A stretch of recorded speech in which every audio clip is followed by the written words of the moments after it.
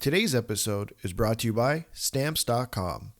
If you're looking for ways to skip the trip to the post office and dodge all that hectic holiday shopping traffic, why not save time and money with Stamps.com? Stamps.com lets you compare rates, print labels, and access exclusive discounts on UPS and USPS services all year long. It just makes sense, especially if your business sends more mail-in packages during the holidays. Whether you're selling online or running an office or side hustle, Stamps.com can save you so much time, money, and stress during the holidays. Access all the post office and UPS shipping services you need without taking that trip. And you can get the discounts you can't find anywhere else, like up to 40% off USPS rates and 76% off UPS. Going to the post office instead of using Stamps.com is kind of like taking the stairs instead of the elevator. Just going up a couple floors? Sure, take the stairs. Walking up 30 flights a day, you could use a break. If you spend more than a few minutes a week dealing with mail and shipping, Stamps.com is a lifesaver. You'll save so much time and money, you'll wonder why you didn't start sooner. Save time and money this holiday season with Stamps.com. Sign up with promo code POD for a special offer that includes a 4-week trial, free postage, and a digital scale. No long-term commitments or contracts. Just go to Stamps.com, click the microphone at the top of the page, and enter code POD, P-O-D. Lads, we are back. Yep. Happy Wednesday. Oh, happy to everyone who celebrates this out there. Happy Halo Infinite campaign release date, everyone out there. Mike, We're finishing this can't fight. wait until he gets home. I think he's home because so we were gonna record at 5:30, but then we impromptu did 5. I was playing Halo at 4:47, and I saw him hop online finally. So I think he's about to start playing. So He couldn't wait. He bought an Xbox in New York. I don't know about that, but I wouldn't be surprised if he somehow hooked it up on the plane. But yeah, no, Halo Infinite's out. So everyone out there, let's enjoy it because I'm a little bit into it. I'm about to hit the open world part of the game, and it's really, really fun. So what's early impressions, Adam? What's the early pre-review? they've established, Chiefs thing. It's weird. Sorry, this is hockey, but you know what? They've established sort of this thing of they're not ignoring what happened in Halo 5, but they're not completely making the game around it. They're going back to basics. They're not destroying all of what 343 has done. And early in the game, there's a lot of questions and there's a lot of mysteries. I'm really eager to see. It plays really well. It's really fun, and it's still as fun beating up on grunts as it's always been. So. Okay. So far, I'm really, really liking it. We'll see as the campaign goes on, but yeah. What's the NHL counterpart to we're not ignoring NHL 15, but we're going forward? I don't know, because everything after 15 was bad. It's kind of like what was a redemption game? Was it NHL 18 or 19 people kind of liked? I don't know. So, yeah. I'm not gonna disrespect Halo and its legacy by comparing it to the NHL franchise. I won't do it. I have too much respect for the grunts and the Master Chief. I won't do it. Any of you guys get NHL 22? I never asked that. No. I did not. I have a friend who bought it when it went on sale a couple weeks ago. Not good. The Frostbite engine did not save it? No, because they should have gone to the Frostbite engine years ago. It's at the point where it's they should have done this years ago. And it's cool if maybe NHL 19 was or whenever FIFA first went to Frostbite, if they were yeah, we'll also move to Frostbite a year later and it had the glitches or whatever, that's fine. But now FIFA is on a different engine, and now we're getting NHL on the Frostbite engine that we could have got years ago. So it's just laziness. You're saying other sports are doing things ahead of the NHL. Wow, Every single way. Yeah, that's pretty bad. All right, let's talk about hockey, eh? Yeah. I can talk about Halo and NHL all day, but unfortunately, that's not what this podcast is about. Lads, We had a big focus on Montreal compared to Toronto the last few episodes, and that's all going to change today because, oh boy, we could talk about the Leafs having a pretty fun win over Columbus. We're not going to, though. Absolutely not, because we are going to focus a lot on that game against the Jets, and my ring light just cut out on me, and that's embarrassing. Anyway, where do we start here, guys? Where do we start? We can look at Jason Spezza, we can look at Sandin, or do we start with the officiating? Because it really feels like everything would have stayed settled, a nice even line, if Brad Meyer had just done his job. Can I make a suggestion? Okay. I think we should start with the suspensions first, whether that's Spezza, Pionk, the Simmons fine, whatever. Because the last couple days on Twitter have been an absolute what word should I use without carnival? Swearing? Oh, carnival. I like that word, carnival. So, and I saw a lot of people saying that, using the refs, it seems that if we have the discussion about the refs, it somehow diminishes the conversation we're having about the suspensions, which is very much not true, but that's fine. So I think if it's okay, we should start with the suspensions. And I think the dog agrees. Yeah. It's just every time I start recording, he just knows. It's so frustrating. Yeah. The dog wants to be on the show, Adam. He does. Well, the Golden Lab's next to me. I'd move my camera to see, but then it might mess up my mic, and we know how sensitive my equipment is. No, he's just being a big baby. Love you, Diesel. But no, it was so. I think where everything really, really started. Okay, all right, he's really in the mood today, isn't he? Or at least the first clip I saw, I completely forgot they were playing. I only tuned in for the third. But the first sort of clip and was a sign to come was Pierre-Luc Dubois.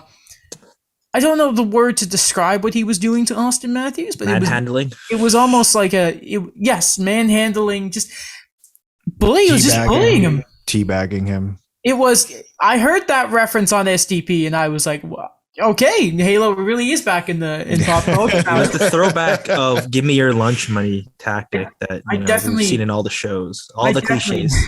Oh yeah, I definitely teabagged the first major brute that I saw in Halo, by the way, because you have to do that. And it was sort of that sign of Matthews. I don't even think really fought back at all, and somehow they both got double minors. It wasn't even the fact of like Matthews gets a minor, even though he shouldn't have, but Dubois got the same. I'm pretty sure it was just 4-on-4 2 minutes. He didn't even give him an extra one for. It's not a fight, so you can't say instigation, but you know why? Why? He smiled because Austin Matthews smiled. Because he was just like, he did like the grin where like, but that's the thing is like he's showing personality. That's almost as equal as the physical style. Maybe he was laughing. It's like, who are you, Pierre-Luc Dubois and Austin Matthews? Maybe I was just in a mood when I saw the clip, but like I really did wish. And I think it was difficult for him to fight back because, he's behind him and like it's a little difficult to fight back in that position. But like one of these times, I'd really like him to use his like 200 and whatever pound body and just ragdoll somebody else because it's a little annoying to see it and then and nothing happen. You're also not technically allowed to wrestle. I must have missed the part of the rules where wrestling was allowed. Belly to belly suplexing and whatnot. Right. But I think Crosby got away with that a couple of weeks ago, but it's such a, again, I don't want stars to get special treatment. But what I do want, I think you guys can agree with this, is if you call the game fairly, technically there will be more calls for, like, in the way of stars, because those are the ones with the puck. Those are the ones creating all the play. The opponents are chasing the puck on the stick of Austin Matthews. Of course, there should be more penalties. I'm not saying, oh God, I don't want LeBron James, travels whenever he wants in the game, but I just want some sort of, again, we keep talking about this, one rule book instead of just this ref wants it this way. Yeah, that's the biggest thing. Like consistent accountability is what I'm feeling with that. So correct me if I'm wrong. Pionk didn't get a penalty for the knee on Sandin, right? No. Which is why Tavares and Spezza were screaming on the bench. Yes, and don't worry, we are going to get to Spezza because I have a lot to say about that, and we're going to get to all that kind of stuff. But everything sort of the real matchstick. If Dubois and Matthews was a sign of things to come with the officiating, then the lack of response from the refs when it came to, I think, Pionk kneeing and injuring Rasmus Sandin, that was sort of the matchstick to maybe players start to realize, okay, unfortunately, they have to take the game into their hands. But we do know that Rasmus Sandin, thankfully, will only be out 2 to 3 weeks. I think the Leafs first sort of came out in that. So that was really good to see because obviously I think it was what had happened to Zach Hyman from Edler last year, and he was out for, was it like 4 to 6 weeks? Yeah, something like that. So lower scale for Sandin, but like we can't defend the fact that, and again, we're going to talk about sort of what happened to Pionk and the Spezza stuff. But knee on knees like that, and the player safety videos, I think, did a really, really good job of talking about the Pionk stuff. And he got 2 games, which was not enough. Like, if you hurt a guy 2 to 3 weeks, I don't care if you don't have any sort of history, like, you got to throw the book at him. Especially because, was it Ian Cole? Mark Scheifele, and he only got a $5,000 fine, or was just a fine? The Department of Player Safety literally had precedent from what? The same team. The same team 2 days ago. Literally a few days ago, and yet they still managed to screw this up. I saw a really good tweet. I'll bring it up later, though, because I think it will recap the entire situation. Yeah. It's not even the fact that, and I know people sort of say, it's, when I talk about like players enforcing the game, it's not like player rules, right? It's more like at some point as a player, I think you have to realize like you can protect yourself. If one of your young players, and say he's having a great year, is taken out like that, it's just a sort of sign of things to come, isn't it? And we saw that later in the game against Spezza. I don't believe there was a call on Spezza's knee either. So on the bench after that Sandin incident, Alex mentioned the bench are going wild, especially Tavares and Jason Spezza. Now, Jason Spezza, it's, by the way, our luck on this show is the past 2 shows we give like great praise to Jason Spezza, great player, all this. And then he goes out and pulls out the flying knee. He pulls out the Kinshasa for any of the wrestling fans out there. The Bomaye knee. Now, okay, let's talk about this because I have a lot of problems with what people are saying here. And there are two incidents from the playoffs I'm going to reference here. One is Corey Perry and John Tavares. The other is going to be Mark Scheifele to Jake Evans. So Spezza gets 6 games for this. He doesn't have any history in his, 1,200 games career now, right? Obviously, and then you get some playoffs in there. But what was clear from player safety is they saw Jason Spezza going after the guy in Neo Pionk that had just hurt Rasmus Sandin. So Pionk was in a vulnerable place. He was going down onto his knee to make a play with the puck, and he started to fall over. But the course Spezza was on, and this was something that I really, really liked that player safety pulled out of the CBA thing, right? Is that Spezza has to accept the responsibility of his actions there. And as a result, Pionk gets the concussion, apparently, after the game. Now, for those of you saying out there he should have been pulled, he should have been, anyone faking it, concussions are not binary 1-2. It's not every concussion is the same. You might feel fine at first, but you could wake up and be like, oh God, something feels wrong here. Now, obviously, there are people in place, like, you got to make sure if someone's just had a massive blow to the head, if, they wake them up over the night, like, that type of stuff. Concussions are just not, stop acting like doctors, people, please. My brother had a bunch of concussions when he played hockey. They were not all the same, okay? So people need to just sort of understand that. Sure, but if there's a hit to the head, you should be like Wall later in that game, in the head by Pierre-Luc Dubois. A couple games before, Jack Campbell I don't remember who it was, but again, both of those guys should have been pulled. Was it Foligno who hit him? Foligno, yeah. Oh yes, it was Foligno because we had that wild discussion. Game, yeah. The spotters blew. Right, have been blowing it lately. Yeah, right. So like spotter, like if you're hit in the head, you should be pulled off the ice immediately. Like we saw it a few years ago. Brad Marchand, right, was pulled 20 minutes later. Like he should have been pulled. Yes. After, or he should have been pulled during intermission. Mhm. Sorry, that's it. No, it's just this thing of like, hey, I don't. Players get mad at it. I remember. I can't remember. Somebody in my head tells me Jonathan Taves as well, that it might have happened to him. And players get mad that they get pulled out of games. If you're a doctor, it doesn't matter. Like your job is to. I know team doctors have that split thing of like you also answer to the team. But if you see, and listen, Pionk was roughed up after that. How the hell did was he not just pulled off the ice there and then? Like that is big on the Jets there. Seems like a very Paul Maurice thing to do, though, right? To just keep him in. Like, not saying that, like, you know, he's reckless like that, but it's just something I kind of felt with the Jets is just, you know, we'll figure this out after. Let's focus on the game. But it's not a team thing, is it? It's a league. They're concussion spotters from the league, are they not? Not 100% on that, to be honest, Alex. But even if they're just within the team, like, right. Listen, who's ever in charge of deploying the defense for Winnipeg, you know what? If the thing is, their headspace and it's not right, is okay. They gotta go. It falls on the spotters ultimately to not take him out. Period.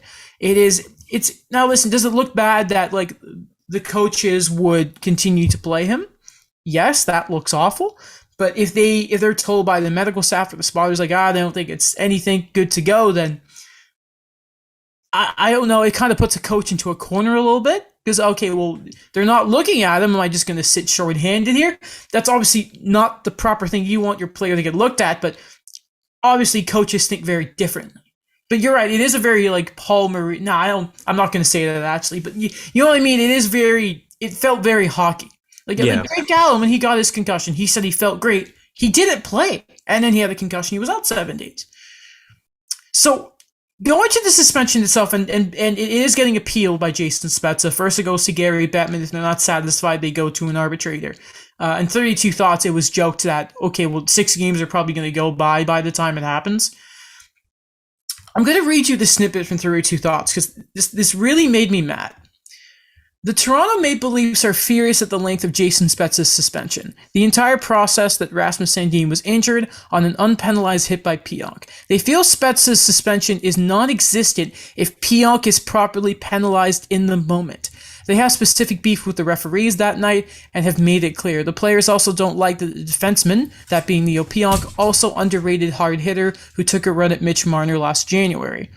Okay, a big part of that statement that I really don't like is they feel Spezza's suspension is not existent if Pionk's penalized in the moment. Okay, sure. He still did it.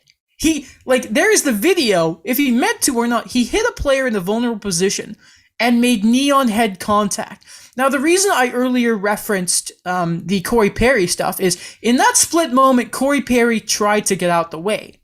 Now, he still ultimately concussed John Tavares, and we know it wasn't on purpose because look at Corey Perry's reaction. And the reason I then go to Scheifele and Evans is because regardless if Mark Scheifele confirms or denies that he was going to concuss Jake Evans, I don't think he meant to, we know for a fact that he changed his course and 100% wanted to at least hit Evans hard.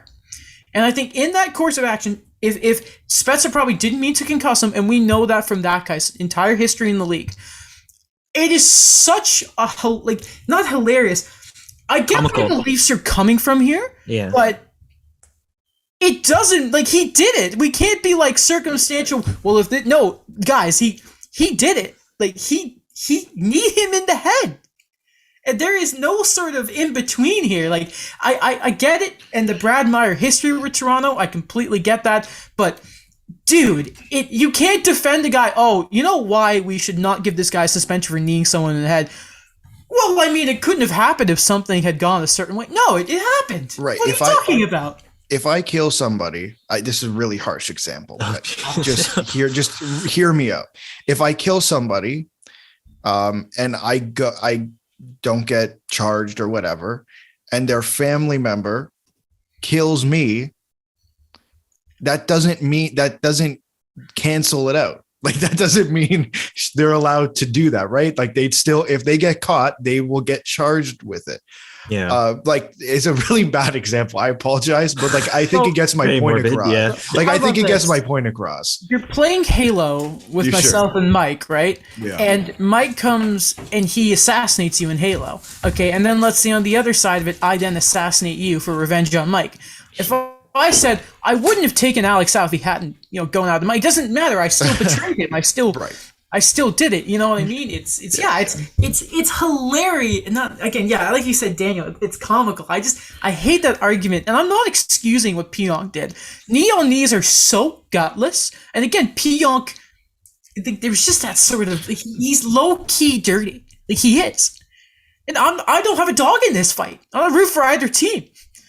It's just everyone, and again, ultimately, does this fall on the refs? Yes, but at the same time, the Jets not pulling Pionk, again, Pionk kneeing and hurting a player, and the Leafs and what happened with, and then also Dubois just wrestling Austin Matthews, and then Jason Spezza and what he did to Neil Pionk. There's a lack of accountability from every single party involved here. And listen, it starts at the refs, but everyone, and listen, every fan base is guilty, and I know Alex is going to talk about this a little later. Listen, guys, it doesn't excuse anything. Like again, it's the same principle of if this didn't happen, if this was happened, there needs to be accountability from every side here. That's how I look at it. By the way, I think 6 games is perfectly fair, 100%. Yeah. Pionk should have been at least 5 or 6, I think. Spezza's 6, perfectly fine. And by the way, one more thing. Lemieux should have been more too. Don't compare it. You can't complain about something being too little, and then when something is properly judged, like the right way, concussing a dude, you can't be like, oh, it's a fair judgment. This is outrageous. It is so hypocritical. I'm done. From a Leafs perspective, I mean, I wouldn't be upset for those reasons, though. Like obviously, I think that's a team defending its player. I don't know, whatever, but that's besides the point. Like it's comical, right? I would actually be upset with the Department of Player Safety for now. All of a sudden, because this is broadcasted and every single fan base is talking about this. Mm-hmm. Like 32 fan bases are talking about the embarrassment that happened on Sunday night from everybody. Now you want to hand down the suspect. You want to throw the book. Mm-hmm. They haven't thrown the book. They literally 2 days later gave Ian Cole $5,000 fine for the exact same freaking thing that Neil Pionk did last weekend. Like that's beyond ridiculous. It's like the sleuthing thing is like, okay, so PK's done it, gets a fine. Marchand does it. I'm not excusing Brad Marchand, but he gets the 3 games. Like, where's the consistency here? It's yeah, exactly. It's every party involved here is just completely dropping the ball. Just because, like, I'm just boggled, like, why we can't have the conversation about the referees while we're having the conversation about the suspension. Am I the only one confused at that? Like, I agree with the suspension. I actually thought it could have been more games because what I would have said is I said, okay, hit to the head. We're all in agreement. We don't like hits to the head. Okay. And it was retaliatory. Mm-hmm. And if you want to get rid of retaliatory hits in the NHL, you throw the book every single time. Mm-hmm. And they threw the book this time. For the love of God, I really hope they throw the book again. I don't believe they will, but I hope they do. You know what? My least favorite sort of call that a ref will make is, if there's a shoving match and one guy delivers a big check and then the second guy gives it back and they only call the second guy for giving it back to him. But in this case, in these suspensions, they still gave suspensions to both parties. You know what I mean? Like it's not like you could probably argue, well, Spezza did this. There's injury here, but it's still it's almost like player safety compared to like enforcing the rules on the ice is almost it's still kind of off in some ways, and I don't know how if they thought I don't know what the difference is with Ian Cole. Maybe it's not the injury part, but still it's a knee on knee. Remind me if I'm wrong. Did Edler get a suspension? I'm pretty sure he did. Yeah, a couple games. Yeah, so protect knees and protect. It's just, and something else. I just want to say this. Okay. Yeah. Last episode, I talked about perspective, right? With, if you were Nick Suzuki and you see a jersey on the ice and you think it's yours, right? I want you to put yourself in the shoes of Jets fans. Everyone, not just Leafs fans, okay?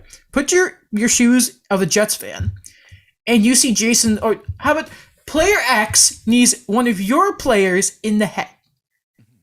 Okay? You would be pretty cool with 6 games too. Let's just put it that way. Okay? I think it's people just need to sort of get off your high horse a little bit here. But on that note, okay, let's step away from the whole it's just one fan base here. Alex, I know you want to talk about it. You want me to get man. Feel free. I have never been more riled up about something in hockey in my life. Since day one of this pod. Like, I took it personally yesterday. I was so mad for whatever reason. This idea that that all these fan bases are so high and mighty is just a load of crap. And like, I'm sorry. I'd be the first one to tell you that the Leaf fans who are saying the horrible things, like, no, man, those are pieces of crap. That's Bush League. I was gonna say something else, but I had to change it. Those are Bush League comments. Thank you to voice that is always being fantastic. But I hate seeing comments where it's like, well, all Leaf fans are like that. Like, that's blatantly not true. And the issue I have is that every single time, or for the last like 48 hours, I've gone on Twitter, it's just been nonstop dragging Leaf fans through the absolute mud. Maybe that's why I took it personally, because like I tweeted, I 100% agree with the suspension. Yep. I think whatever, like I've thrown my thoughts out there. It just hurts. That's what it is. Like, that's why I took it personally. I'm not as upset about it today, but yesterday I was really pissed because it's like, man, these are just the 2 examples that popped off up at the top of my head. I'm not calling out fan bases here, but I mean, I saw some pretty damn bad comments in May. Yeah. I saw some pretty damn bad comments in April after Tom Wilson threw Artemi Panarin into the ground.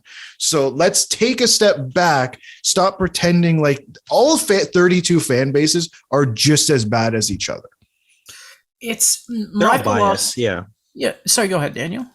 What I kind of mentioned is like, because every time we look back on this game and we see what's going on, between the 2 teams, also with Ian Cole right now, it's just, I want to keep saying that, it's the cherry on top of wanting to categorize Leafs fans as the only fans reacting like this way, or what the comments have been. And it just keeps piling on. You know what I mean? Like, where we look at that game and I don't know, maybe it's just from a Toronto fan as well, but it's just the Logan Stanley celebration. We'll get to that. Yeah. And it's all the fights in that game. Like, the Leafs really were top heavy with the amount of guys that they brought in for the fights. And it's just, I don't know. It's just, when I say cherry on top, it's like you're also feeding it. It's not something where it's like, we could be consistent with this.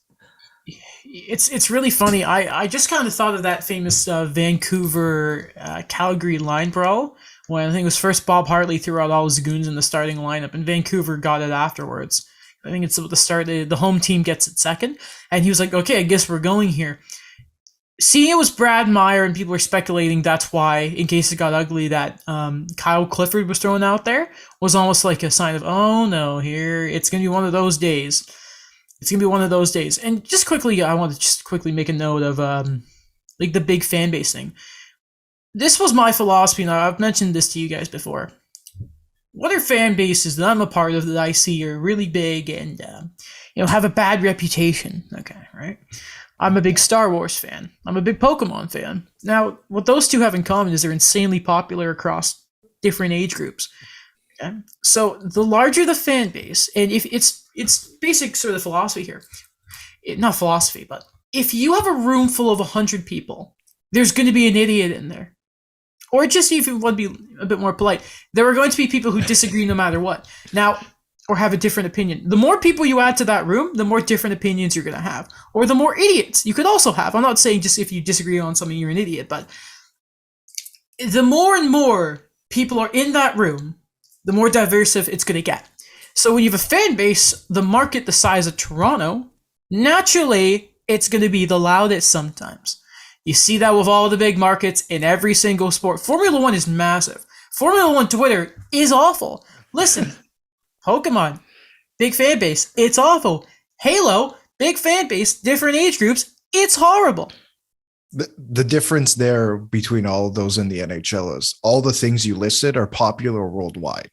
Pikachu is more important. Like think of it, Pikachu is more popular than Sidney Crosby. Kind of sad. When you say it out loud, it feels much worse than when I just thought of that. Or Max Scherzer, who just signed with the Mets, is half of the Leafs salary cap. That's hilarious. Brutal. Okay, so Logan Stanley, this was hilarious. Okay, so the people making banter jokes about this afterwards. So he gets beat up by Wayne Simmons, but it kind of feels like the refs sort of stop it in its tracks, right? And he is doing the old, I think it was when he was a Ranger, Ty Domi did that. He gets into a fight and he's doing the whole WWE belt and he's pumping on the crowd. And I'm super sure after that game, he tells the story that Mark Messier told him to stop it, knock it off, don't be a clown. And that's kind of what Logan Stanley did. Man, what is he doing? Like, if you're gonna, it's like a Halo reference. It's like teabagging when the game ends when you've lost, and you've just gotten that you kill an enemy Spartan on the winning team and you go to teabag it, but then one of their teammates kills you because it's like, how dare you? You just lost an oddball. It's kind of like that. You know what I mean? Have you guys ever played Overwatch? I've never played Overwatch. Okay. There's a thing before where they actually banned it. If you try to put it in the chat, they will change it into like something like, "Oh, great game, fellas," and that's great. Like great camaraderie, and it was like GG easy. Yeah, because it was yeah. Like good game for those of you who aren't gamers out. So all the non-gamers out there, that means good game. It was really easy to beat you. But yeah, I admit, looking at the Logan Stanley, like not at the actual game, but the photos that were taken after of it. Doesn't it look, I think just because of his height as well, and just the way how stiff he is with his arms, doesn't it look like the YMCA? A little bit. I didn't think of that, but like it's just the Y. So, you know how some teams have that like player of the game, little like the Rangers have a fedora in that. I don't remember what the Jets did, but I think Scheifele gave it to Logan Stanley or something because he was their big player of the game. Yes. Wasn't it like a pilot helmet? Oh, because they're Jets. Yeah. That's lame. I will admit the let's be responsible and have fun was really funny in the censor part of that video. I won't lie. Well, so you said Mark Messier told Ty Domi to stop. Clearly, no one on the Jets was telling Logan Stanley to stop. No, Blake Wheeler's too busy telling everyone what to eat. He was too focused on his 1000th game. Yes, it was his. Bufflin doesn't look good, by the way. They had the clip of Big Buff. Crowd went wild. Buff does not look great. He's tacked on some weight. It happens. Okay, but you brought his life. Exactly. You brought up Mark Scheifele. You didn't even bring up the best part of that. Oh, I was going to let you do it. It just feels so good. Like, you know how everyone says that every team lives rent-free in the Leafs' head, right? You know, people say that. Even though, unless it's someone else, you're not allowed to use rent-free. Whatever. Mark Scheifele walked in to the dressing room and said, what day was it? It was December 3rd, right? Was it December 3rd? December 5th. I apologize. December 5th.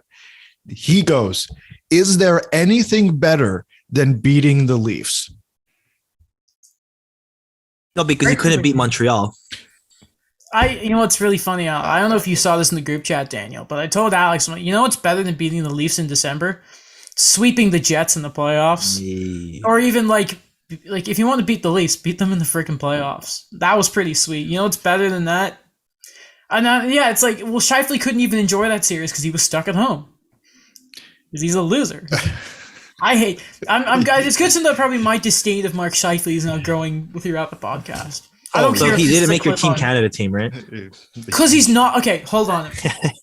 He's just not good enough. Yeah. Congratulations, you have 6 goals so far this year, and half of them are from one game. Nice.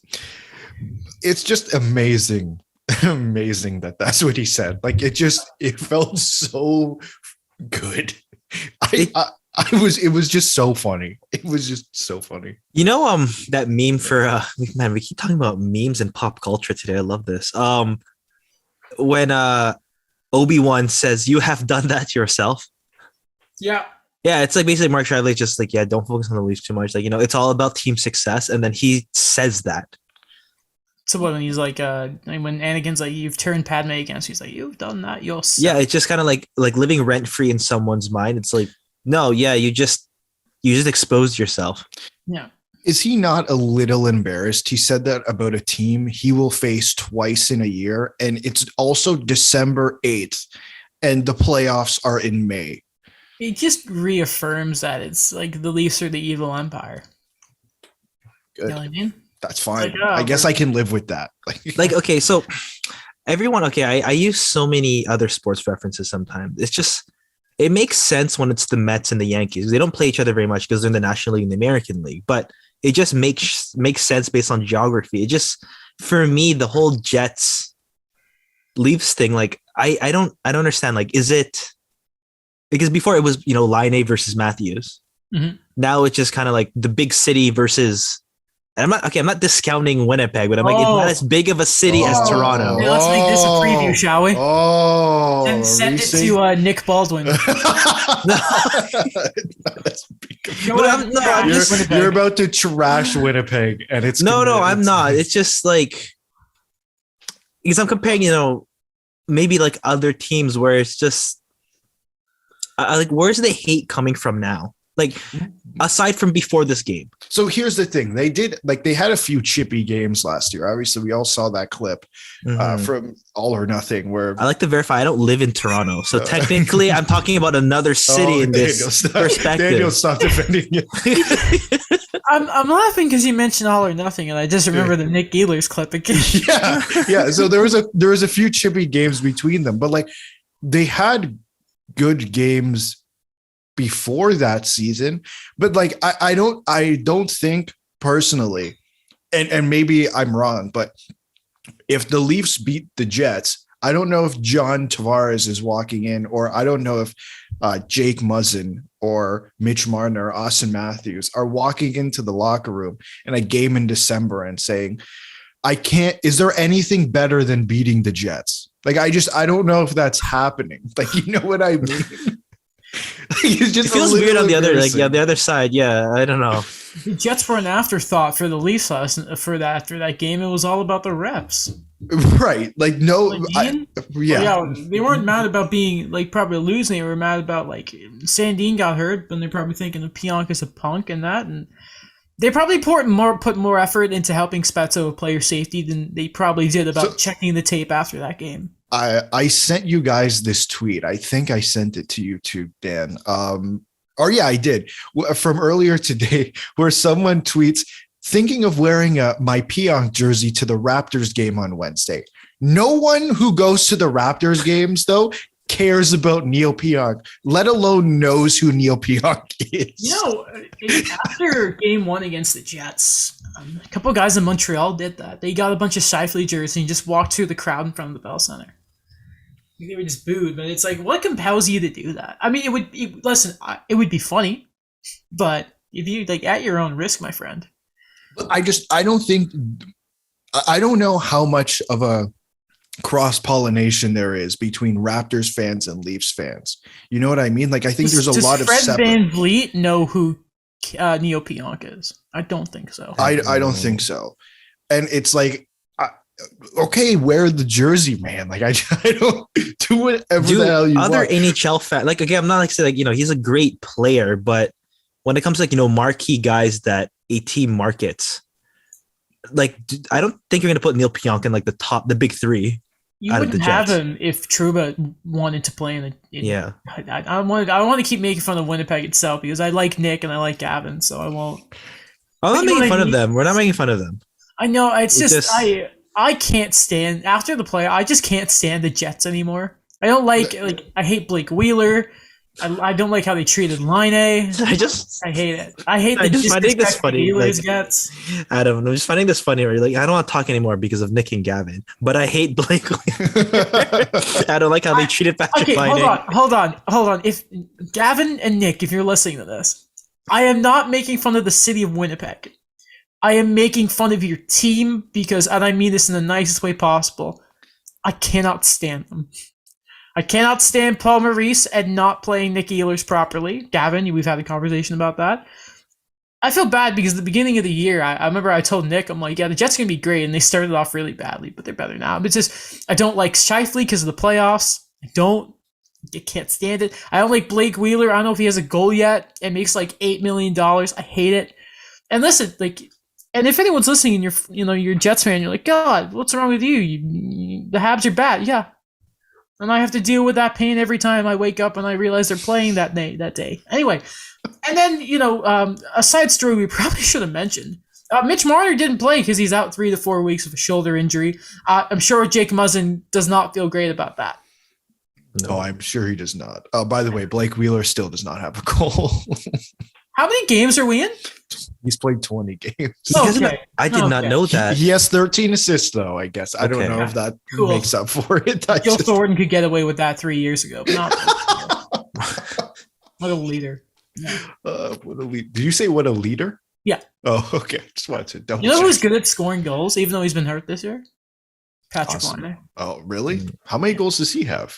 I think he has 3 goals in 9 games because he's been hurt. But Oh, wow. Yeah. He has 10 points in 9 games. yeah, he was really good to start the He year. was, yeah. It's just Columbus luck. It's just something to do. Well, and Columbus are a defensive team. You know what I mean? I'm sure if he had stuck under the Jets system and you playing with Ehlers and whatever, and then everything goes right. But we know that doesn't happen.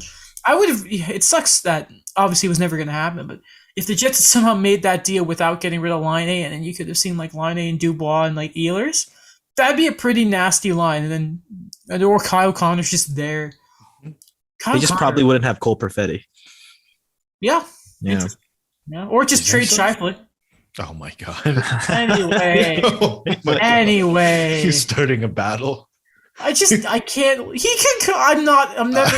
There are some memories that you get in the playoffs. Like I'm never Yes. gonna forgive Chris Kreider. Mark Scheifele is forever in my bad books. Forever. Yeah.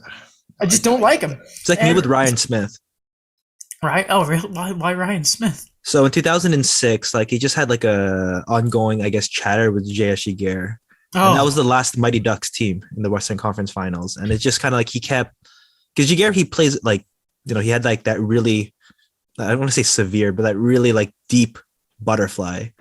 yeah. And Ryan Smith would always crash the crease, or he always like crowd it. And it's just, what are you doing?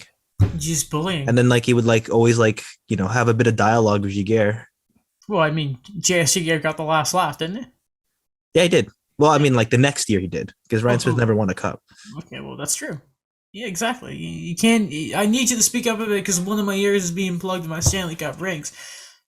Anyway, and listen, the Columbus game. What can you say? It looked a little blurry, a little wobbly at the end, but I think at one point the shots were like 16-4 Toronto in the first.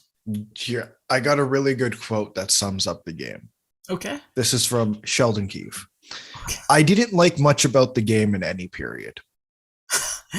It's really funny that since I said the Leafs were going to win the cup, they've been a bit wobbly, but we'll ignore that. Remember, it's the trend. It's CJ, Pierre LeBrun, and then Adam. Yeah. No, I'm a big. I'm not gonna. I want to get my. I'm gonna go try and find my standings predictions for this here, and just look at how awful I'm already off the start here.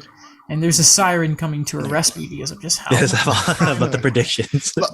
From last night's game, there's literally only, I guess, one good thing I Nick would Ritchie. point out. Oh, yeah, Nick Ritchie scored. Yeah, let's make it 2. Nick Ritchie scored a goal.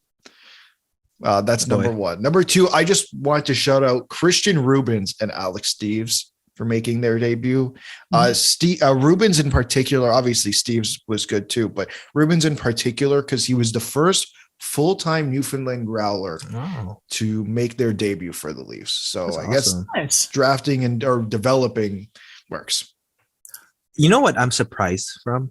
What? And I really thought it was going to catch fire when I saw him get called up. I thought Steve dangled by Steve's jersey.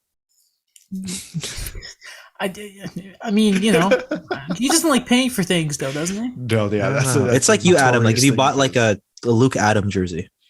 I don't know who that is. He used to be on the. He was a real junior legend. He used to be on the Sabres and the Blue Jackets. Gross. Two teams growing up I couldn't care less about. I just, you know what, from an early age, I've always, when I was a kid, I didn't care anything about Columbus because I hated their jersey logo. Their jerseys and their logo. I was just kind of like, what am I looking at here? I remember I used to always, is either Columbus or the Wild. I always pick them for some reason in NHL and I played against friends because I either wanted to be Marian Gaborik or I wanted to be Rick Nash. Fair enough. Good players.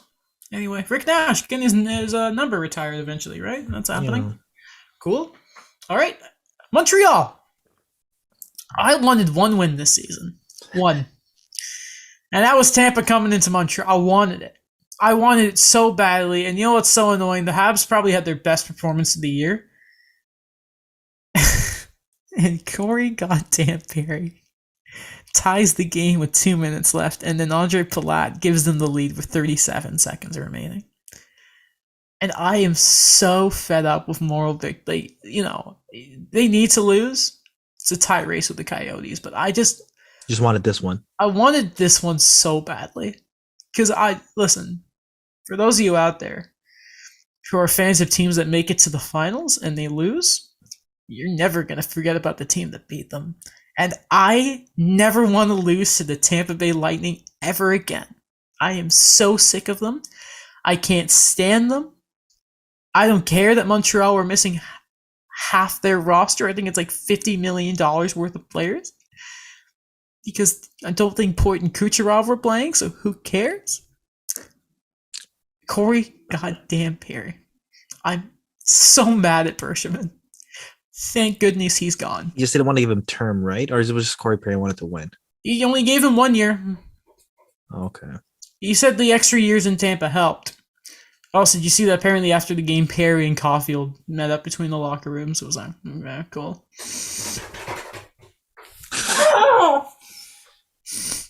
I hate it so much. I love that this podcast has become, from when we started until now.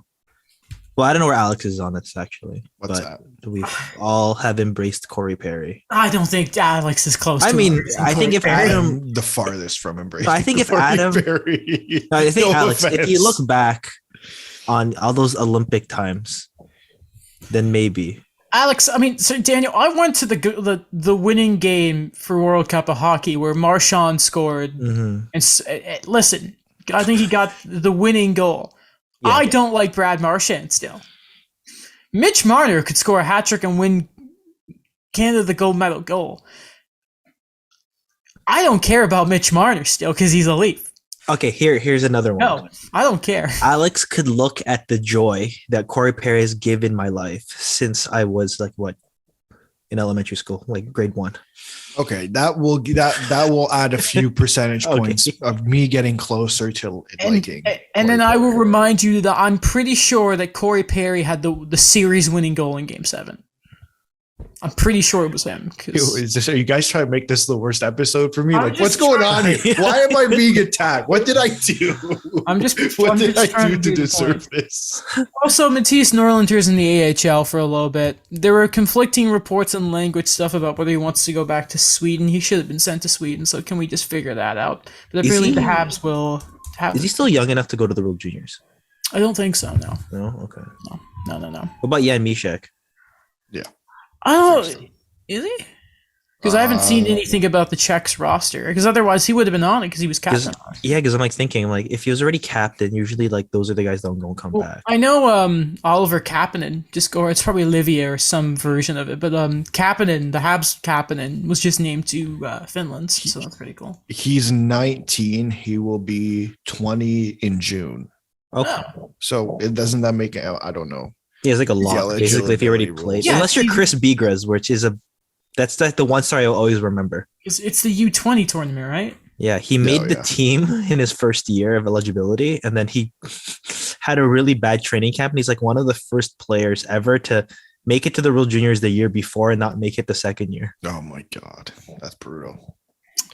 Speaking of brutal, so Mishak is playing, right? He can play. I guess if he is, yeah. Unless what are the eligibility we're not rules? releasing you. Yeah, Okay. I guess Okay. I don't know. I'd like to know what's going. Maybe I missed it. Because remember, the Rangers were like, even though we're not playing, Alexis Lafreniere is not being sent back. Yes, that was something. Okay. Speaking of hot messes, the Vancouver Canucks, they've done it. They've actually done it. Jim Benning is gone, along with some assistant stuff, and Travis Green is gone. Now, what's funny is before all of these announcements were official, is Elliot Friedman tweeted that it seemed that Bruce Boudreau would be the next coach of the Vancouver Canucks. That was before all the firings. The exact firings I'll read you to you now. Jim Benning, the GM, assistant GM John Weisbrod, I'm definitely saying that wrong, head coach Travis Green, and assistant coach Nolan Baumgartner. Now, what's really funny as a part of this is Bruce Boudreau is not coming alone. Scott Walker's coming with him, so the emergency Team Canada Spangler Cup coaching staff has just been slashed, and it's just poor Claude Julien by himself. It's weird. I thought I would be coming up here, and I'd be so excited to talk about Jim Benning, and I do have some snippets of Jim's career I'd like to read to you guys. But it was just... Maybe it's because I didn't have any personal tie to the Canucks like I obviously do when Bergevin got fired, and then it was just hallelujah. And we're going to talk about Bergevin in a second, you know we will. But Jim Benning is gone. What are you guys going to remember about Jim Benning's tenure as general manager of the Vancouver Canucks? His crazy free agent signings, of course. Crazy is certainly a way of putting it. I think Canucks fans would probably describe it as enraging. Yeah. Daniel. I think for me, it's just going to be the highs and the lows of things where you assume as I'm putting my shoes in a Canucks fan perspective that you are so happy of how things are going on where it comes to drafting here and there. But, for every pick, it's just, listen, Jim, what's going on? Like, I know he redeemed himself with Quinn Hughes and with Elias Pettersson, but you look back on the trajectory of a lot of these things, it's just like, wait, what are you actually doing? Because you're not tanking it when you should have, and you keep adding to this roster. So for me, it's just going to be confusion, I think, about what he was trying to do. It was, I think, a lot about Jim Benning, and first off, I'd like to thank him. He gave me many smiles as a hockey fan. Not as a Canucks fan, but as a hockey fan. The Oliver Ekman-Larsson deal, of course. I hope Dylan Guenther is great for the Coyotes. Until they inevitably trade him because they're rebuilding for the third time. Tyler Myers. Beagle. Louis Eriksson, who I believe just played his 1,000th game. Against Dallas. Congrats. It was against Dallas too, eh? Yeah. That's full really circle. Cool. That's really cool. Antoine Roussel, of course, talked about that. Jay Beagle, great stuff. There was so much about his term. I kind of love it. This was not the biggest thing for me, but it was just when I talk about confusion and not really know what he wanted to do is always going to be when he was drafting like crazy, acquiring all these picks. For example, he traded Ryan Kessler and got a lot of picks, right? Mm-hmm. But then he started trading those picks. He traded one of the picks for Derek Dorsett. And then the pick became Jared McCann, and then he traded Jared McCann for Eric Gabranson. So I'm like, okay, what are you you're trading guys that have all this value, and you are getting a solid return for them. But what are you going for that? For example, he was able to Jason Garrison. He had a really bad contract with the Canucks, and he managed to get a second round pick out of it from the Lightning, and then he traded that second round pick for Lyndon Vay, who could barely make it for the LA Kings. Jared McCann, by the way, who has 10 goals, 15 points in 20 games played for the Seattle Kraken. Do you know what it sounds like Jim Benning is doing? It sounds like he's making the decent move and then somehow managing to screw that up. You kind of know, obviously everyone can throw one ball in the air. Everyone can probably throw 2 inning catcher with either hand. But when you try and juggle that third ball, it becomes a bit of a mess if you're not very coordinated. That was Jim Benning. He could, say what you want about his trades, maybe not the great, but he had a handling on drafting and developing. All right, fair enough. He had a good staff. He had, it's Ian Clark is the goaltending coach that's done wonders there. He had the guy who went to Minnesota, who am I forgetting? Judd Brackett and all this, But then slowly, once you throw in free agency and the money and losing time, he drops the staff. He loses Brackett and all that type of stuff. Oh no, I've lost my again, at one time, Brandon Pridham obviously was part of that organization. No longer there, and there goes the cap shenanigans. Oh no, what's going on? And it's so annoying because we've talked so much about the similarities between Benning and Bergevin. Bergevin could never get the star talent, but it was great with complementary players. Jim Benning has the stars, but he clearly just doesn't know how to properly allocate money to a supporting cast and could never build one that was truly effective for the Canucks. That's what I'm always going to remember him for is whoever gets his job is going to walk in and have Demko, Pettersson, Hughes, right now, Horvat for another year, Miller, another year. You can work with that. You know what I mean? That's what's super frustrating. And we'll see, Boudreau has only done one game, 4-0. It was great, but there's almost a sense of, there's a chance with Vancouver and Boudreau, which is really weird, but whoever comes into that job, there are worse situations to come into. Sure, you could be Pierre Dorian right now. Oh, sacre bleu. Well, yeah, Matt Murray's not great. Pierre Dorian, I would not want to be him at the moment. The owner is not great. Right. I just think with what they're left with is Steve Dangle put it best a few episodes ago on the SDP, is that Vancouver has been accidentally bad for so many years. And it's just, I look at this roster and I don't understand necessarily how, especially this year. I look at Elias Pettersson, I look at Brock Besser, I look at Bo Horvat, JT Miller, Connor Garland. That is 5 out of 6 top spots. Mm-hmm. And then you go Quinn Hughes, and then you go Thatcher Demko. They're very top heavy. Yeah. So Jim Benning just didn't fix the D the way he thought he did. I think it's the next guy who's going to be there is really just have a, concerted effort to kind of solidify everything, if that makes sense. Like when I think about that core, excellent, great, complement it as best as you can. But at the same time, the guys who were not necessarily your top guys, but they were still pretty solid draft picks. I think it's going to go down to that. It's like, how consistent are you going to make the pipeline? That, Nils Höglander, Vasily Podkolzin, they're already there. But those are two guys that I think that they really have to be careful with. Mm-hmm. And I'm also thinking of their defense and Jet Wu, someone that they were able to, and this is what Jim Benning said, that, he was a steal in the second round. That's another piece that when I look at that defense is that when I want Quinn Hughes to succeed, I want these other guys coming in long term. No, 100%. There's just, and there would be room, but there was always going to be that. If you ever want to trade Tyler Myers, right, for example, to make room for maybe a young guy to eventually make the roster once he's ready, you can't scratch him because you take his value, for example. It's like, how do you move that contract? How do you move OEL?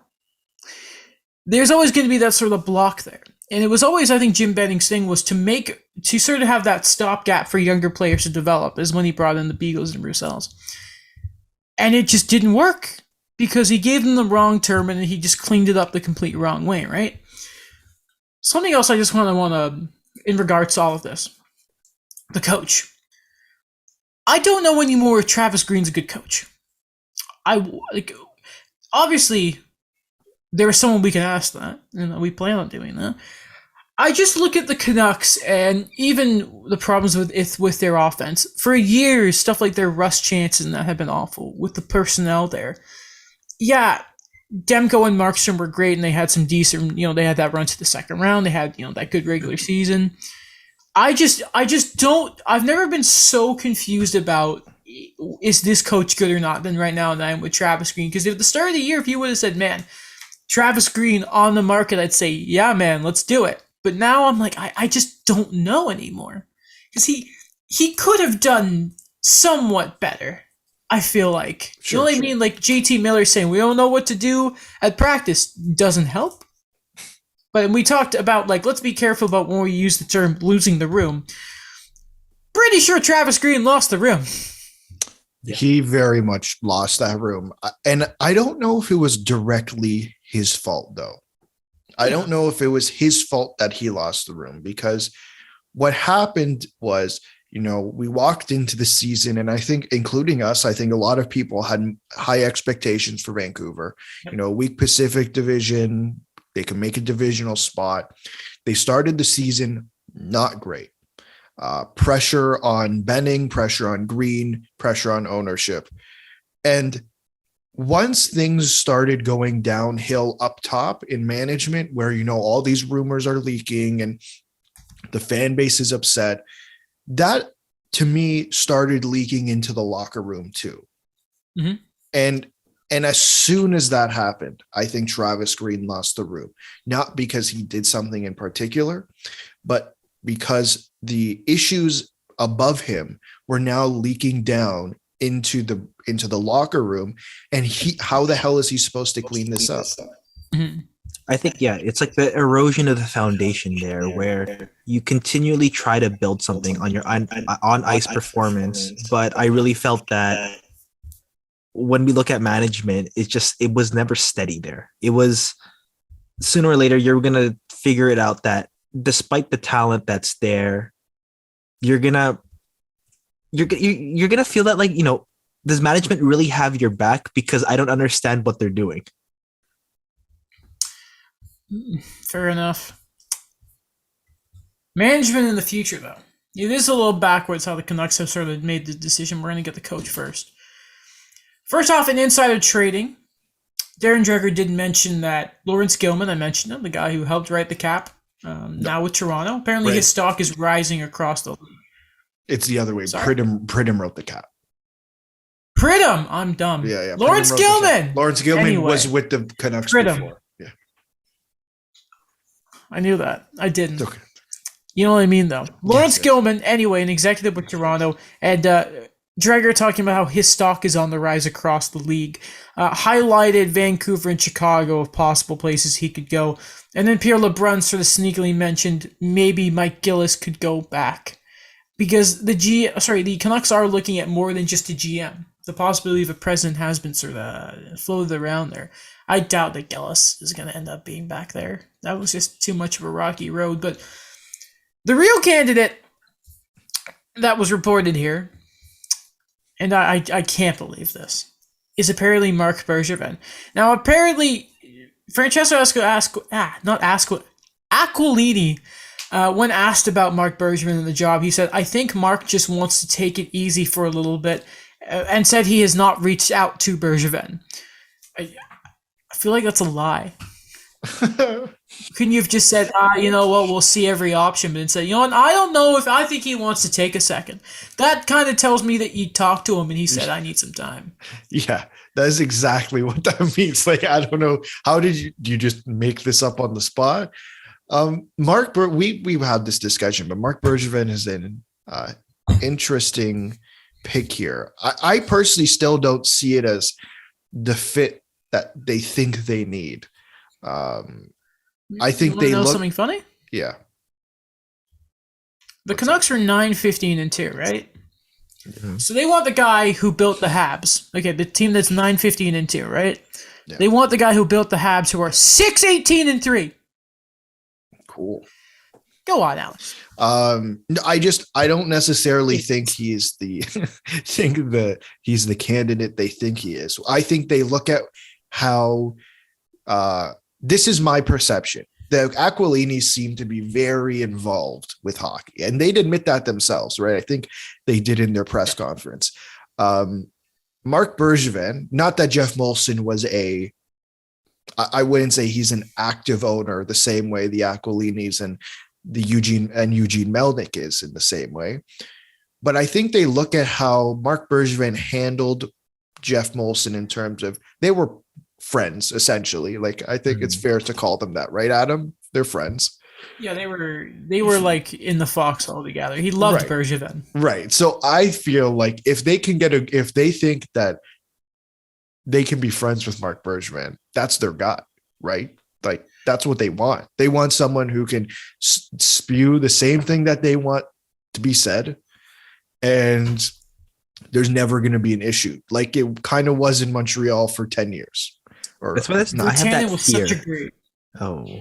Go ahead, Daniel. Sorry. No, just you can keep going with the Virtanen thing. That Virtanen was such a great idea, and that worked out so well. Let's go get the guy who drafted Logan May. No, I'm just saying, but it seems like that makes sense. That would be believable, right? That idea. Yeah. That's why, like, when I was watching the game, and I know that it was just one game, but it's just, let's curb the cheers for now, Bruce, because we don't know where this is going to go. Like, I think that at this point, the way they clean house, they have all the potential in the world to create something that's going to be amazing here. But when you see reports that, Marc Bergevin is being considered, or the Aquilinis, and like you brought up a good point, Alex, where it's like, they may want to bring in a guy that they're going to be very comfortable with, someone that, on a friendship level, it's going to be there. And I think that's why at this point, I'm not going to get ahead of myself, and I want Canuck fans to not be ahead of themselves either, because we don't know how this is going to unfold. Canucks fans getting ahead of themselves, no way. Adam, you are going at every Canadian fan base today. Yo, hot take. I think they're going to make the playoffs. The Vancouver Canucks. I think they're going to go on a run. Are you trying to jinx it? Here's the thing. Bruce Boudreau instilled hope in me, and I don't like the Canucks. I don't know what that guy I just think he's really cool. He's funny. He's a funny dude. It's gonna work. I think he's exactly what they need, though, right? Like he's dealt with highly offensive players, right? Like, look at his time in Washington and who he was dealing with, Backstrom and Ovechkin, right? Prime example. I think I've heard of them. Yeah, I think one might be on their way to breaking Gretzky's record or something. But I think the way he has his players play, and just his general attitude. I don't want to say he's a player friendly coach. Like, I don't know if that's the term I would use, but I think switching from Travis Green, who was clearly, I don't think he enjoyed himself in Vancouver anymore, to going to a completely fresh face, someone like Bruce Boudreau, who's very positive and stuff like that. I think that will do wonders for the players, along with the fact that they're going towards a brand of hockey that I think really, really suits the young guys who are coming up. Yeah. And guess what? You know what he has that he didn't have in like Minnesota, for example? What's that? A goaltender. That is true. Does not have the ghost of Devin Dubnyk. And who would have been the backup goalie there, Daniel? Devin Dubnyk, and I don't even remember anymore. No, they traded him like pretty early on, like before he was the Darcy Kemper of 2 years ago. Yeah. Not today because he's bad. Injuries are a hell of a thing. But yeah, no, I think the Canucks are make it. Like they're going to make it like second last day of the season, because that's just how it works.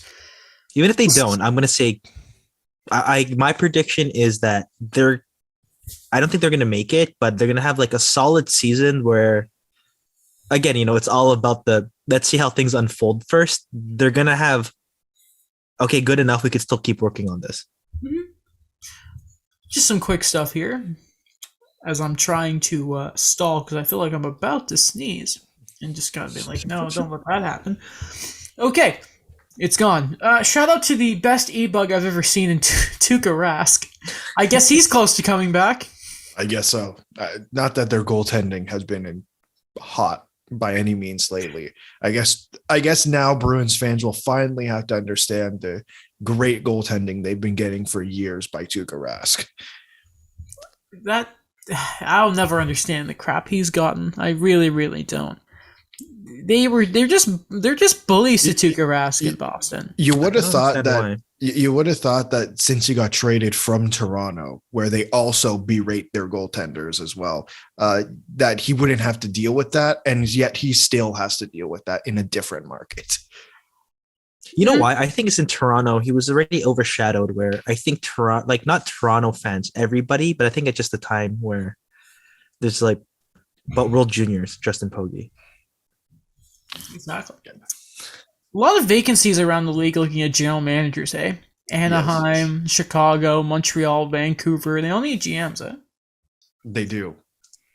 Thing with Anaheim though is they put in somebody that, he would have been the GM on any other team. Yeah. I forgot his name. I apologize for that, but he's someone that he's the interim right now, and he was already like a candidate before he decided to go to Anaheim. He was on the Kings before. Jeff Solomon. There you go. Yeah. You know who? You should name him GM because you should let Martin Madden Jr. spread his wings and fly to Montreal. Absolutely. It's because you got to think of like where the Ducks are now, and it sounds like Eichel's playing sooner rather than later. My hot take about him making the Olympics could still come true, people, and you guys called me crazy.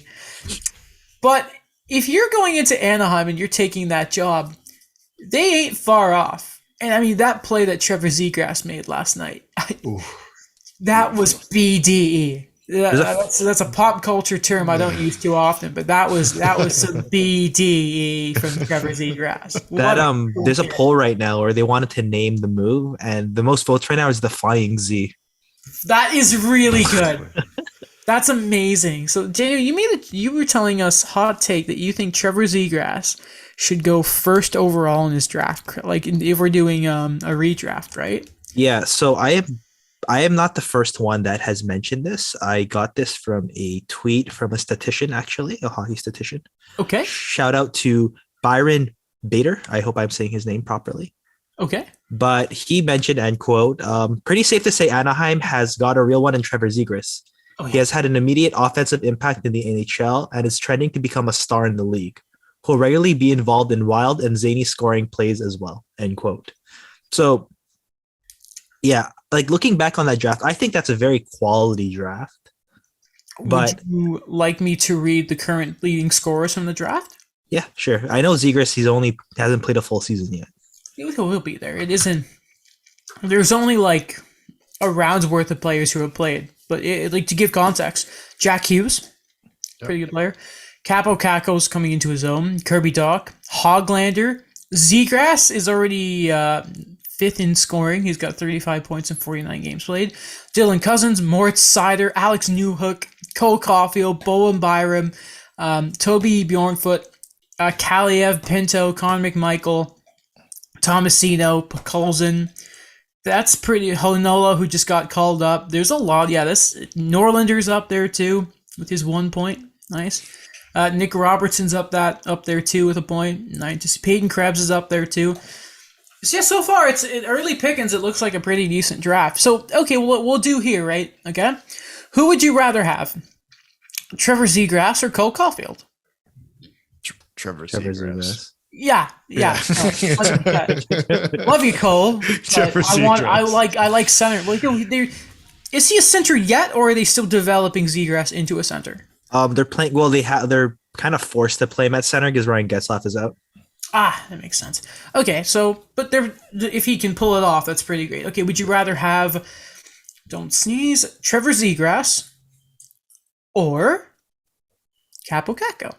Trevor Zegras. Would you rather have Trevor Zegras or Niels Hoglander? Trevor Zegras. Would you have Trevor Zegras or Jack Hughes? Trevor Zegras. Right now I'm going to say Trevor Zegras, but I want to put a stipulation on this. I really want to see Jack Hughes, what he does for the rest of the season, because I think he had a really good start. Okay. Here's my argument. Not like disagreeing with Alex, but like this is my argument of why I think that I might be completely wrong at the end of the season. But I think Trevor Zegras is going to show a bit more of value based on how the roster is comprised of, because the Ducks have been kind of thinning out a bit more on center, right? Like Getzlaf and Henrique are not the same as they used to be. And I think that there's a bit more of, I guess, protection on Jack Hughes' part. Like, if he's struggling at center, you're not going to keep playing him at center. Like, you have Nico Hischier there. They've had Pavel Zacha play in the top 6. Like, he's actually coming to his own. So I think the potential is there, but I think with Trevor Zegras, it's just, there's a lot of the young talent on the Ducks, but it's just that center depth is not at the same tier. Okay, I'll put him in top 3 personally. Hughes or Zegras right now. I'm personally putting Hughes above him. But I love this whole draft class of young American players. They're so cocky, and I love it. Here's the guy I'm putting first, though. And that's Moritz Seider. Mm-hmm. You ain't changing my mind on that. Because Moritz Seider... I think say Cole Caulfield. I'm like, oh, Adam. No. Okay, first off, here we go. Cole's top 5. Yeah. Okay, yeah. Yes. If they learn to use him properly. Yes. Why is he on the Instead third of line? playing- I never understood that. Daniel, if I knew, I would love to mention it. Laurent Dauphin, his first game in 2-3 years in the NHL, was playing more than Cole and Paling because I don't know anymore with To Dom appeal Ducharme. to the crowd, I think. It's to appeal to the fans. Crowd wins. Okay, anyway, but like Moritz Seider's number 1 for me. Okay, like he's just really good.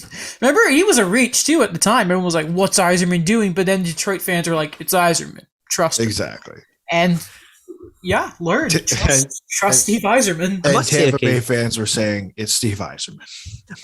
So like, a hot take. This is my other hot take. Okay.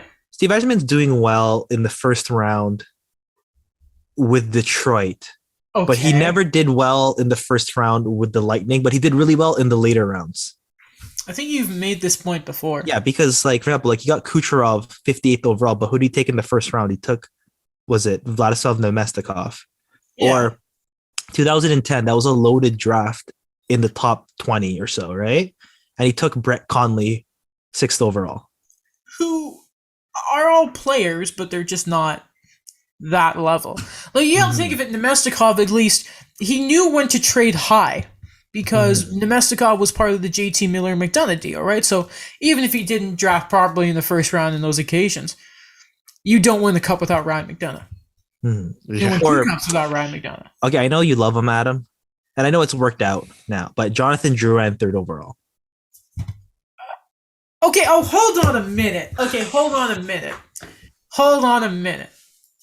Hold on. I'm defending Jonathan Drouin here. Okay. Barkov was 2nd? He was second. So it was McKinnon, Barkov, yeah. Drouin, Jones, Lindholm, Elias Lindholm, Lindholm, yeah. Sean Monahan, yeah, Darnell Darnell Nurse, Nurse. Rasmus Ristolainen, Bo Horvat. That's a really good draft. No, yeah, that probably could have been better. But not to mention, you got to remember, okay, first off, you got to remember Drouin's like best stretch as a player was that playoffs he had with Tampa Bay. Again, Drouin is a complimentary player. If he had been on Tampa, I guarantee you he's having some point per game seasons. It's just, Oh, for sure. and it looks better. But again, Daniel, back to my point here, Sergachev. You got him. You traded Drouin for Sergachev, Okay. especially when Drouin was like, "I want out," and they're like, "Okay." And then they got Sergachev, and you don't win 2 Stanley Cups without Mikhail Sergachev. So those two first round picks, for example, that were complete, but got you 2 of your most important defensemen. Okay. And again, I'm talking about the drafting in the first round, not the I know, trade. but Yeah. you know, you're right. Yeah, no, there's you, but don't. Okay, hold. Jonathan Drouin is 10 times more talented than Brett Connolly. How dare you? Okay, I'm just comparing the past first round picks in that stretch. Okay. Robin Leonard opts out of Team Sweden. Since his own, we're not. Sorry, I was thinking of 2012. Transition. That's the one mistake I had with Steve Yzerman because he took Andrei Vasilevsky over Malcolm Subban in that draft. Now, what's really funny about that is Detroit traded that pick, did they not? Yeah, for Kyle Quincy. Kyle Quincy. That was Ken Holland that was when they were like, barely making the playoffs. Like, but we need these guys. Yeah. So Anyway, moving on. There's a bit of concern. Some players are weighing their options in regards to withdrawing from the Olympics. Robin Leonard has done it, but he's done it for mental health reasons, and I think they're waiting for the exact rules when it comes to quarantining and that. Also doesn't help that at this moment, Canada today, not like Team Canada, like the athletes themselves, but Justin Trudeau came out to was like, yeah, Canada, we want to boycott the Olympics, and they've joined the States in that sort of whole thing, and it's not looking good. The diplomatic boycott. Yeah, because everyone. No offense, I get it. Like tennis have handled it in its own way, and the players and everything that's gone on there. But no offense, no one cares about the diplomatic part of the Olympics. No one does. Except could care China, less. Except China. Oh yeah, the only ones who are upset. There's going to be repercussions. They're the only ones who are They're the only ones who are upset. I don't. Also, whatever. It's political. For me, it's just kind of like. Because we talked about it last week where we wanted to see what the updates would be like for the Olympics in terms of preparation. And for me, this is just another thing where it's just, okay, it may not affect things right now in terms of the athletic side of it, but it is another step in, giving another reason why they shouldn't go. Yeah, no, I agree. I don't think any country is actually going to do that. Not that like I don't agree with it. I just don't think that any country's going to do that. Unfortunately, like they should have been handed the games. Whatever, that's a separate issue. Should have been handed the games in the first place. But not even McDavid. Stamkos is never going to make an Olympic team. Poor guy. And he's having such a great year. He was so close. Yeah, he was. Shout out to the fact, the Flyers fired their coach. Oh yeah, we should talk about that. Alain Vigneault is gone, and with him is assistant coach Michel Therrien, which makes him open for the job in Montreal. Woo! He's coming back. It's this would be the third time he would come back, right? It's second or third. Because no, he was with them and they got fired, and then Pittsburgh, and then he came back. Oh, Michel Therrien. Yeah. You meant Vigneault. No, I meant Michel Therrien. It would be Vigneault's second time and would be Therrien's third, but I don't think Michel Therrien's going to be hired. LJ asked for like Vigneault and Therrien are candidates, and I turned it off. My God. They could both come back at the same time. No, they can't. Don't do that. That would be actual chaos. Yeah. And I'd probably stop watching for a little bit. So I predicted this in the summer where I said that the way the Flyers were spending like crazy was it's going to go really well, like how they had their stretch last year. Mm-hmm. Or it's just going to not work out and just be blah. We can't defend. Let's get injury-prone Ryan Ellis, Keith Yandel, and Rasmus Ristolainen. You know what? What's funny? So Mike Yeo is the interim head coach. He might get the full year. Mike Yeo, the guy who was like, I'm going to get fired in St. Louis. Then he did. Here's what's really funny. I made an effort to watch their first game. I like watching bad teams for some reason. So I've watched so much Vancouver this year. It's hilarious. So here's what's really funny, right? Is I was like, they're going to play really well. And I saw Martin Jones was starting. I'm like, okay. And it was against Colorado, so you knew at least there'd be some high scoring because all Colorado's injuries their goalies are all hurt. The Flyers got pumped for 50 shots, and they lost the game. Now, is it me? And I keep at the beginning of the year thinking the Flyers are going to do it.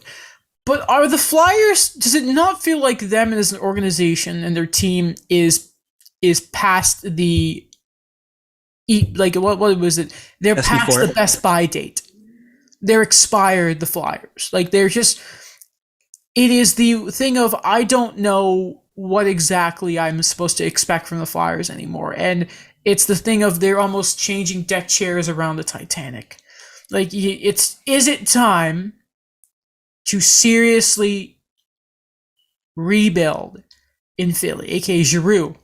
You're out of here. Couturier, he's going to get big extension, so probably not, but he can be the one guy you keep around him and Provorov. But well, then no, because you got Ryan Ellis. Okay, never mind. Maybe you can't rebuild in Philadelphia. You can't. Reed's like 2 more years left. Yeah, you can take that. For me, I look at this team and I go back and I say, well, what did they do last? Like, what was their issue last year? And it was defending. And Chuck Fletcher went out and said, okay, let's fix this. He trades pennies on the dollar for Ryan Ellis, which at the time I thought was a good move. They bring in Keith Yandel, who, no offense, can't play defense great. Like, he's a great power play specialist. He can stay in your lineup. And yeah, he can stay in your lineup. And he trades a first round pick, which I think was 14th overall, for Rasmus Ristolainen on a year left. And Robert Haig. And he brought in Robert Haig in the Brian Ellis. An actual defensive defenseman. Right? No, he got rid of Haig as well. Oh, okay. Yeah, in the trade. Traded away Robert Haig. Sorry. So I think he kind of threw Alain Vigneault under the bus a little bit. I think he kind of threw Carter Hart under the bus a little bit too. Like, the kid's 23 years old, man. Like, yes, he had a really good breakthrough season a few years ago. And obviously last year he struggled a little bit, but Carter Hart looked best when there was at least a semi-decent defense in front of him. And I don't think they have that. They have a lot of puck movers. So here's a big problem, right? Sorry, before I give it back to you here, Daniel. So yeah, it was Robert Haig who went to Buffalo in the Ristolainen deal. And Philip Myers as well. Yes. Went to Nashville in the Ellis deal. Hey boy. Those are all minute munching, like, at least like trustworthy, stay at home, tough, grindy defensemen. Right.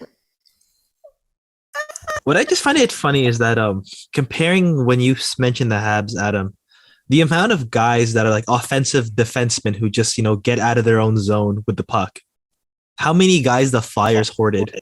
Can we do like an exchange? Can we just be like, hey, we send like Sherratt and like Savarin, and you send over like, maybe not Ristolainen, but can we just, like, you need some of what I have, I need some of what you have.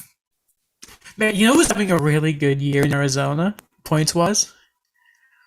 Shane Goss's bear. The ghost bear. Oh no, it's it is, right? Yeah. Oh boy. Okay.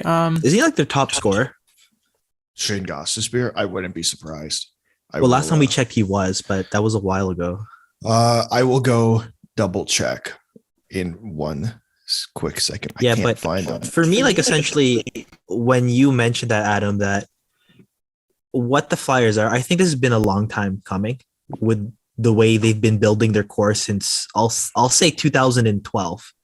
The post Mike Richards, Jeff Carter era, where they never actually went into a full-fledged rebuild. They just had a couple bad years, but every year they just kept putting things on top of what they deemed their core and try to make a run. And there wasn't really much, rebuild, or even sometimes on the fly. It's just like we just kept spending money here and there. And we really thought that was a Paul Holmgren thing, but I'm really finding now that whatever GM they put in there, they just keep spending and not trying to really add anything there. Just to answer your question, Daniel, Clayton Keller and Shane Gostisbehere are tied for 17 points. Are the Philadelphia Flyers the Vancouver Canucks of the East? Like, I don't want to throw them under the bus like that, but okay, just hear me out for a second. I'll make my point. Okay. They got a really good goaltender. Yeah. Right. Carter Hart, Thatcher Demko. Yeah. Their forward core, I'd say, we'll talk about the depth in Vancouver, but I look at Philadelphia. Claude Giroux will argue is 5-on-5. He's good on the power play. Kevin Hayes is a decent player. JVR, okay. Travis Konechny, I'd say he's pretty good. Sean Couturier is a hell of a shutdown defenseman. And then you got the depth guys, Scott Lawton, Oscar Lindblom, Joel Farabee. And then you got the younger guys coming up in a guy like Morgan Frost. Where the similarities become dire is defense. Mm-hmm. both teams don't really have fantastic defense cores. It's first off, my mic is no longer working. Cool. Clockwork. Bingo. So I think that's fair. But I feel like you can, maybe not Ellis, but I feel like you could clean up everything in Philly a lot better compared to the defense in Vancouver. 100%. But the big thing is, who is going to be Claude Giroux's replacement? Because I think that guy maybe I'm being too cynical of Claude Giroux here, but does it not just feel like that relationship is over? Does it not feel like maybe it's a bit stale? New breath in the room. Maybe go make a big deal and try and get like Hurdle or something. I don't know. Kadri. Is Giroux still playing center for them? I doubt it. I think he's off, right? Because it's Konechny and Couturier, right? I'd like to throw this proposition into the mix. Vladimir Tarasenko. That seems like a Philly guy to get, because why not spend the money? Why not get the money? I think that could work. You know, got lots of skill. Good shot. He's cooled down a bit from the start of the year, but he's still looking more like previous Tarasenko than not. Giroux is currently playing center for the Flyers. Sorry. He's been back and forth for years now. So here's what the Flyers should do, though. I think they should make some money moves, let Claude Giroux go, bring in Nazem Kadri, and trade for Vladimir Tarasenko. Trade him for a first and Bencherot. And then we'll figure out how to fix the D another time. And then, exactly. Just don't worry about it. No, but Bencherot still sucks in his own zone. Okay.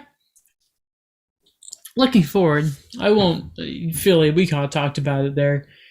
We won't talk about what coach could be fired next, honestly, because I think it's pretty quiet around the league. Maybe it's Ducharme in the summer, who knows? But, I can see that. Yeah, maybe he'll be next. Jujhar Khaira apparently is, I think he got released from hospital. They expect him to make a full recovery, so that's really good.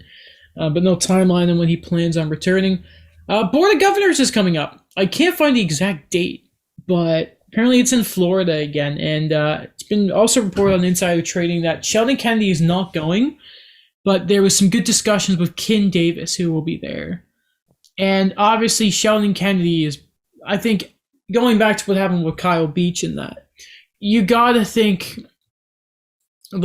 everything to do with that and sort of maybe how the league can improve upon being there for its players and that, you can imagine is going to be at the forefront. Yeah. Something else I've just thought of here. How much longer till we know what's going on with the PA's investigation? I'm not entirely sure. We're still waiting for the AAHF investigation, so we know how hockey works. We're going to be here for a while. Not a great start for the new guy in the AAHF. No. But I'm all for giving credit where credit is due, and I think it's great that the NHL is talking to Sheldon Kennedy. Yep. But at the same time, I think it's at least fair to be a little skeptical about their follow through, because we've had this before. So as long as they're willing to follow through with something, anything, I think that's I'm a little skeptical of that. If I'm being honest myself, I think that's fair. I don't blame you. Okay, where else can we look here? Two more things. The Coyotes are not for sale. Okay, guys, they're not going to Houston. They've denied all the reports about it. Though, let's be honest here. We'll quickly go because we are running rather long. The Coyotes are not going anywhere. I don't believe it. And unfortunately for their fans, this comes with if you had to have the identity of a fan base, right? Yeah. I think it's just constant worry for Coyotes fans because we still don't know where they're playing next year. Freeman speculated maybe different places throughout Arizona, or Phoenix is the state, so I would mean technically. Arizona's the state. Phoenix is the capital. Or no, Tucson is the capital, right? What? And then Phoenix is the biggest city. You know what I hate about the states? I don't know. How they have the most random places. First of all, why do you need 50 states? Why? All different rules, laws. It's dumb. One thing I'd like to say about the Coyotes is that every time there's these big, like, have you noticed? Every time there's these big things going on with them, like I feel like their PR is like, but wait, we brought the Kachina jersey back, and then when it's like we don't have a home arena, what are we gonna do? We brought back the Kachina jersey in white. And now they're going to bring back another version of the Kachina jersey. But guys. Yeah, and instead of the desert, it's Tempe in the background. I have a theory on this, but this is pure speculation. Okay. My guess is, all it said is I was a potential NHL investor, right? Is I believe the source that was quoted. I have a gut feeling that it was leaked to the public and they just wanted to at least test the waters and see what people would think about moving the team to Houston, because they're having trouble finding somewhere to play next year. And then everyone was like, Quebec City, and the league were like, never mind. Yeah. Ignore you saw this. Exactly. Okay. That's it. We'll finish off here. I know we never talked about Nashville's jersey, but they're awful, and they should be ashamed of themselves. Thank you for listening. Bit of an abrupt end, but it's okay. We'll see you. We're figuring that out still, right?